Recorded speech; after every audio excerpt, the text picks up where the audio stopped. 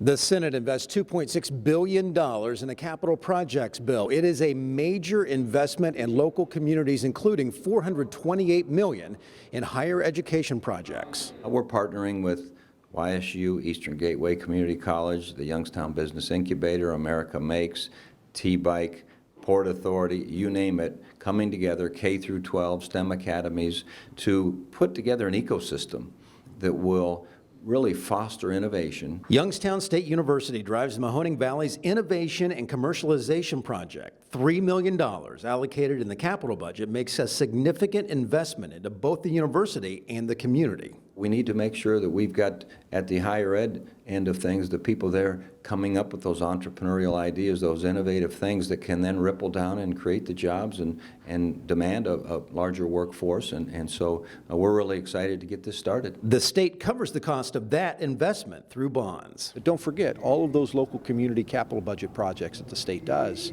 the state is going to pay all of the debt service on. And so that's something that the state is investing in our local government partners to allow them to invest in quality of life items. Here's the big picture. $650 million for local school construction, $500 million for local infrastructure, that's roads, bridges, water systems, $428 million for higher education projects, and $100 million designated for addiction services, developmental disabilities, mental health, and women's health. It's bond money that has not always been available. When the state had tough economic times, we didn't do a capital budget because we didn't have the capacity.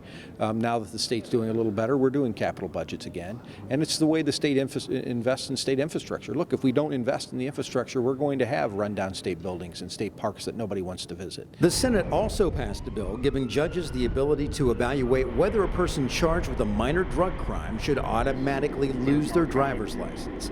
It's estimated 150,000 Ohioans lost their license for a minor drug crime that was not related to a traffic stop. And now we have, some 20 years later, restored sound discretion to our courts, and this is going to mean more people working. This is going to mean fewer people being violated on their probation and parole, fewer people being remitted to prison for technical parole violations. It will help reduce the overcrowding in our prisons and local jails. So it really is a great step forward.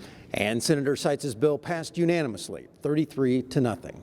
For the latest updates from the Ohio Senate, make sure you subscribe to our social media pages at Ohio Senate GOP or on the web. It's ohiosenate.gov/Republicans. From the Ohio Senate, I'm John Fording.